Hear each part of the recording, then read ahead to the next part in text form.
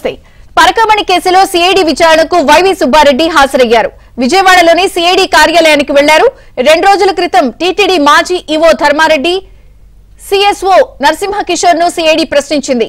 పరకామణి కేసులో సుబ్బారెడ్డి స్టేట్మెంట్ ను సిఐడి అధికారులు రికార్డు చేయనున్నారు. తిరుపతి ఎస్పీ కార్యాలయం నుంచి విజయవాడకు కేసు డాక్యుమెంట్స్ తెప్పించుకున్నారు.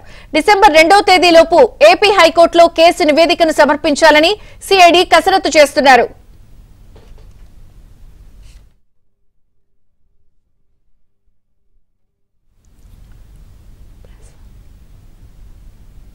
ఇక పరకామణి కేసులో సిఐడి విచారణకు వైవి సుబ్బారెడ్డి హాజరయ్యారు. విజయవాడలోని సిఐడి కార్యాలయానికి ఆయన వెళ్లారు. పూర్తి అప్డేట్స్ ప్రసాద్ అందిస్తారు. ప్రసాద్.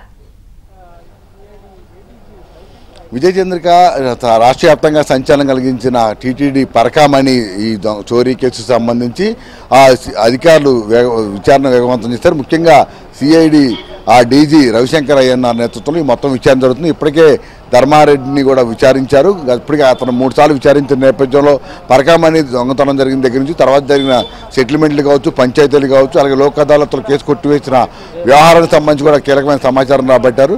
ఈ నేపథ్యంలో అప్పట్లో చైర్మన్గా పనిచేసిన వైవి సుబ్బారెడ్డి, అదేవిధంగా ఆ తర్వాత పంచాయతీ సమయంలో టీటీడీ చైర్మన్గా ఉన్న కరుణాకర్ రెడ్డిని కూడా విచారించాలని నిర్ణయించారు. ఇటీవల ఇప్పటికే టీటీడీ చైర్మన్గా పనిచేసిన వీరిద్దరిని కూడా ఒకసారి విచారించడం కూడా జరిగింది.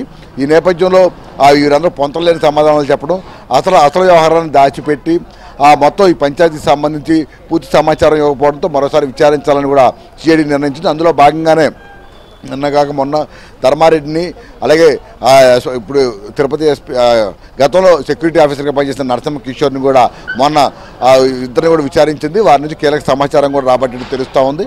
ఇక ఇప్పుడు ఈరోజు వైవి సుబ్బారెడ్డిని కూడా కొద్దిసేపటి క్రితం ఆయన సిఐడి కార్యాలయం లోపలికి వెళ్ళారు. ప్రస్తుతం రవిశంకర్ ఆయన కూడా ఇప్పుడే మనం చూసాం, లోపలికి వెళ్ళడం జరిగింది.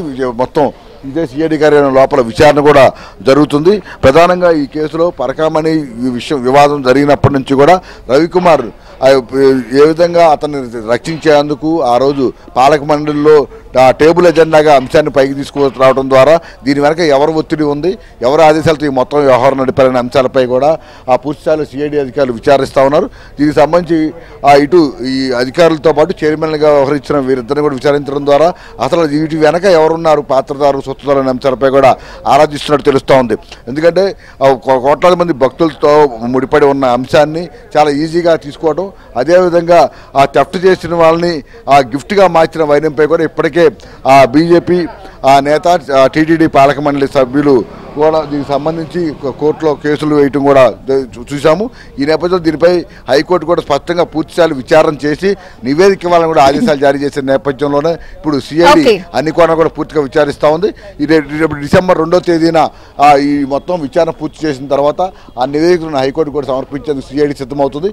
ఇందులో భాగంగానే మొత్తం వీటికి సంబంధించి పాత్రదారుల సొత్తుదారుల పేర్లు కూడా కోర్టుకు సమర్పించిన తర్వాత కోర్టు ఆదేశాలతో ఈ విచారణ మరింత ముందుకు తీసుకెళ్లడంతో పాటు మరికొన్ని అరెస్టులు కూడా జరిగే అవకాశం ఉందని కూడా అధికారులు చెప్తున్నారు. Vijaya Chandrika. Okay Prasad, thank you.